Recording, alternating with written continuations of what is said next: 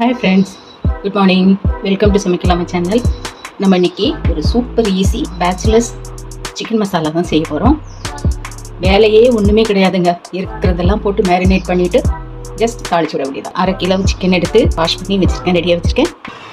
இது வந்து ஒரு பேஸ்ட்டு, அதாவது ஒரு தக்காளி, ஒரு கைப்பிடி புதினா, ஒரு 10 காஜு, அதாவது முந்திரி பருப்பு போட்டு எல்லாம் பேஸ்ட்டாக அரைச்சி வச்சுருக்கிறேன். இந்த பேஸ்ட் அதில் சேர்த்துடலாம். 1 teaspoon chilli sauce, 1/4 teaspoon soya sauce, 1 teaspoon இஞ்சி பூண்டு பேஸ்ட்டு, 2 டீஸ்பூன் தயிர், 2 ஸ்பூன் ஆயில், 2 பச்சை மிளகாய் நசுக்கி வச்சுருக்கிறேன், அதை போட்டுக்கலாம். 1/4 டீஸ்பூன் மஞ்சள் தூள், 1/2 teaspoon garam masala, 1 teaspoon pepper, 1 teaspoon மல்லித்தூள், 1.5 டீஸ்பூன் மிளகாய்த்தூள், ஒரு 1/2 டீஸ்பூன் ஜீரகத்தூள், அதுக்கு தேவையான அளவு சால்ட்டு. நான் ஒரு 2 வெங்காயம் எடுத்து இப்படி பொரிச்சு வச்சுருக்கிறேன். இதை அது கூட சேர்த்துடலாம். இப்போ இதை எல்லாத்தையும் நல்லா மிக்ஸ் பண்ணணும்.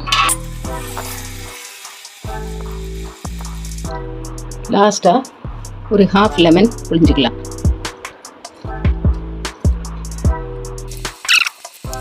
ஸோ இப்போ மூடி போட்டு மூடி வச்சிடலாம். ரெடினேட் ஆகட்டும். இப்படியே மூடி போட்டு ஒரு 1/2 hour வச்சிடலாம். இப்போ இதில் 2 இனுக்கு கருவேப்பிலை போட்டுடலாம். கருவேப்பிலை பொரிஞ்சதும் நம்ம மேரினேட் பண்ணி வச்சுருக்கிறோம் அந்த சிக்கனை அதில் சேர்த்துலாம்.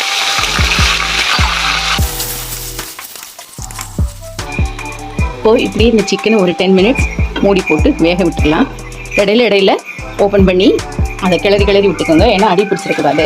10 minutes ஆகிடுச்சுக்கும். இப்போ நான் இந்த மேரினேட் பண்ணி வச்ச அந்த பாத்திரத்தை அதில் இருக்கிற கிரேவியெல்லாம் நல்லா கழுவி ஒரு கிளாஸ் தண்ணி ஊற்றி நல்லா கழுவி, ஒரு கிளாஸ் தண்ணி மீன்ஸ் ஒரு 150 ml வாட்டர் இருக்கும், அதை கழுவி இதில் சேர்த்துடுறேன்.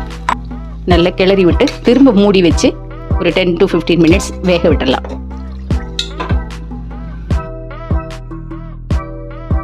ஃப்ரெண்ட்ஸ், சிக்கனில் தண்ணியெல்லாம் வற்றி எண்ணெய் பிரிஞ்சு வந்துருச்சு. இந்த ஸ்டேஜில் நான் இந்த பாருங்கள், பச்சை மிளகாய் இப்படி கீறினது ஒரு 2-3 போட்டிருக்கிறேன். அது கூட கொத்தமல்லியும் ஒரு கைப்பிடி அப்படி தூவி விட்டுருக்கிறேன். ஸ்டவ் ஆஃப் பண்ணிவிட்டு மூடி போட்டு ஒரு 10 நிமிஷம் அப்படியே விட்டுருங்க. அப்போ தான் அந்த பச்சை மிளகாய் கொத்தமல்லியோட அரோமா அதில் இறங்கும், சிக்கனில் இறங்கும். ஃப்ரெண்ட்ஸ், அப்புறம் நான் இப்போ சிக்கன் எங்கள் வீட்டில் சப்பாத்தி கூட சர்வ் பண்ணியிருக்கேன். பாருங்கள் சிக்கன் எவ்வளோ கிளேசியாக, அதே சமயம் குயிக் அண்ட் ஈஸியாக பேச்சுலர்ஸ் கூட பண்ணிட முடியுமான ஸ்டைலில் தான் பண்ணியிருக்கிறேன். நீங்களும் இதே மாதிரி உங்கள் வீட்டில் செஞ்சு எல்லாருக்கும் கொடுத்து அசத்துங்க. இந்த வீடியோ உங்களுக்கு பிடிச்சிருந்ததுன்னா லைக் பண்ணுங்கள், ஷேர் பண்ணுங்கள், கமெண்ட் பண்ணுங்கள் அண்ட் சப்ஸ்கிரைப் பண்ண மறக்காதீங்க ஃப்ரெண்ட்ஸ்.